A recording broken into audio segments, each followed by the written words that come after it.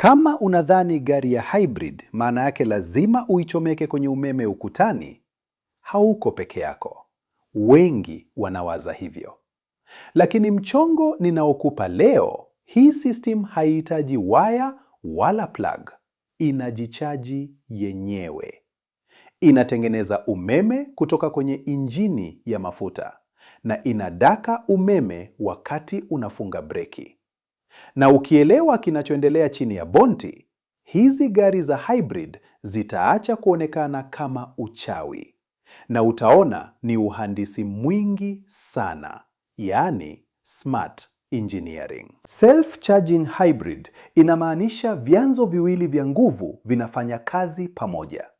Injini ya mafuta, petrol, na mota za umeme, zikisaidiwa na betri kubwa la high voltage na control unit au ubongo wa gari. Inajichaji kwa njia mbili kuu. Kwanza, injini ya mafuta inaweza kuzalisha umeme. Pili, unapopunguza mwendo, gari inabadilisha ule mwendo, motion, na kuurudisha kuwa umeme. Hii inaitwa regenerative braking. Kwa hiyo, badala ya kupoteza nguvu bure kama joto kwenye matairi, inairecycle na kuiweka kwenye betri. Hapa ndio kuna aha moment ya kwanza. Ukibonyeza kitufe cha start, gari haianzi kwa ule mlio mkubwa wa starter wa kukwangua injini. Badala yake, inawasha kompyuta za ndani za gari kwanza, zinaitwa ECUs. Hizi kompyuta ndio zinaamua kila kitu.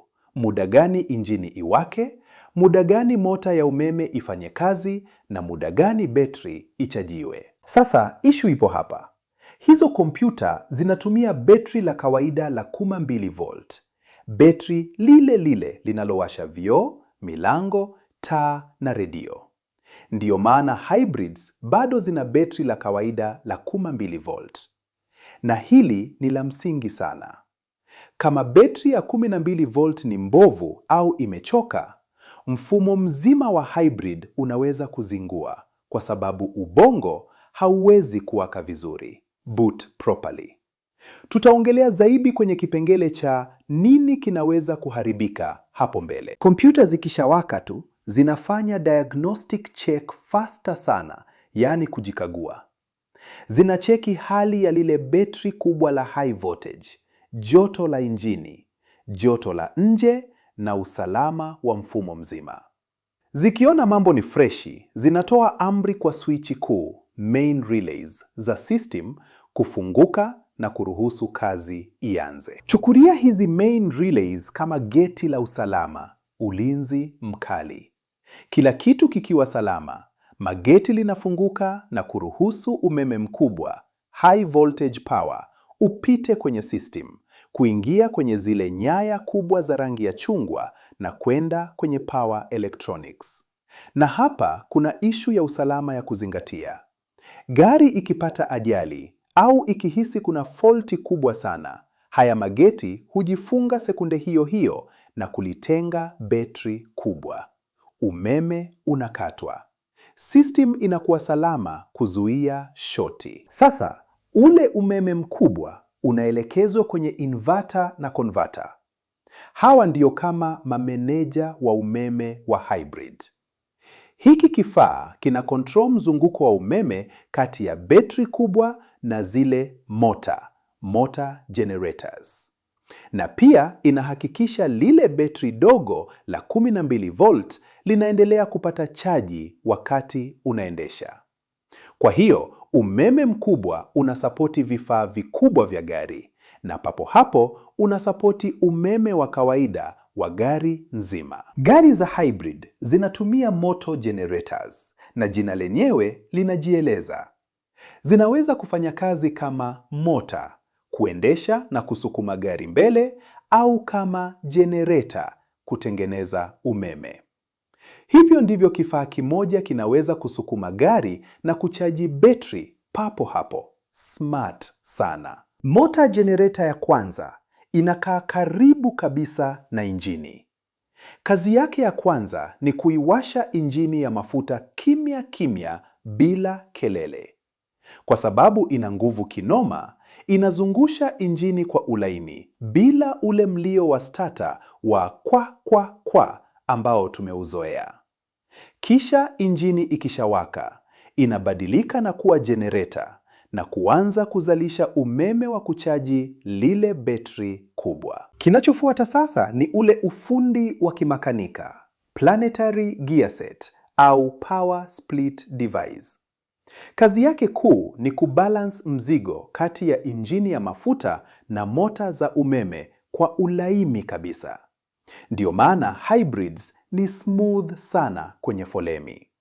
Inasaidia injini ifanye kazi kwa ufanisi, efficiency, badala ya kunguruma sana na kupoteza mafuta bure. Sasa, moto generator ya pili ndio ile ambayo unaisikia na kuifeel zaidi.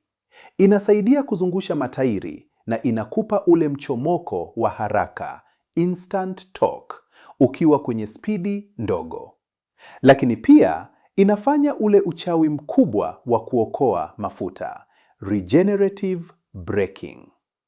Sekunde unayotoa mguu kwenye pedali ya mafuta au ukikanyaga breki, inakamata ile spidi ya gari mbele na kuibadilisha kuwa umeme kurudisha kwenye betri. Sasa tuongelee ufanisi wa injini, engine efficiency. Injini nyingi za hybrid zimetengenezwa kuokoa mafuta na kutoa moshi mchache, low emissions. Njia mojawapo wanayotumia ni mfumo maalum ambapo valves za kuingiza hewa zinakaa wazi kwa muda mrefu kidogo na kupunguza presha ndani ya silinda. Hii inaokoa sana mafuta, lakini inaweza kupunguza nguvu, yani raw horsepower. Hapa ndipo mota ya umeme inaingia kuziba hilo pengo. Inakupa mwitikio na mchomoko mkali, acceleration, bila kupoteza ule uwezo wa kuokoa mafuta. Na kama gari ina mfumo wa matairi yote manne, yani all wheel drive, hapa kuna aha moment nyingine. Badala ya kutumia lile bomba zito la propeller, mechanical drive shaft, kwenda tairi za nyuma kama gari za kawaida, baadhi ya hybrids zinaweka tu mota nyingine ya umeme inayojitegemea kule kwenye ekseri ya nyuma. Hakuna muunganiko wa vyuma kutoka kwenye injini ya mbele. Itawaka tu pale unapotaka mshikio zaidi, extra traction, kama kwenye mvua, utelezi au ukitaka kuchomoka kwa kasi. Na wakati unafunga breki, pia inasaidia kudaka umeme na kuchaji betri. Ndinga za hybrid ziko fiti na mingi zinavumilia sana. Lakini kama teknolojia yoyote ile, vitu zinaweza chemka. Hapa kuna zile noma kubwa unafaa kuelewa. Ya kwanza, kuzeeka kwa betri ile kubwa. Betri zote huzeeka.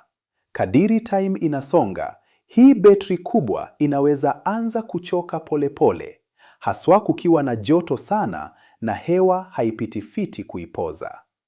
Dalili ni kama ndinga kuanza kunywa mafuta sana, chaji ya betri kupanda na kushuka chap chap, engine kuwaka mara kwa mara mkiwa kwa jam na warning message. Ya pili, shida za kupoza betri. Betri inafaa ikuwe kwa temperature iko safe. Kama vent za hewa ama feni zimezibwa na vumbi, mizigo ama nywele za mapet, system hujilinda yenyewe. Inapunguza nguvu ya umeme na kutumia engine zaidi. Unaweza notice feni ikipiga kelele sana, ile feel ya EV kupotea, na saa zingine warning lights. Ya tatu, shida za power electronics. Inverter na converter ndio zina manage stima.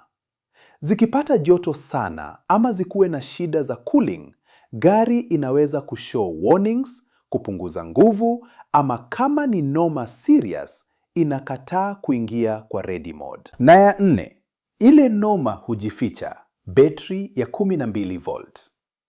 Betri ya 12 volt ikiwa weak inaweza leta maera za ajabu sana juu kompyuta za gari haziwezi kuboot fiti.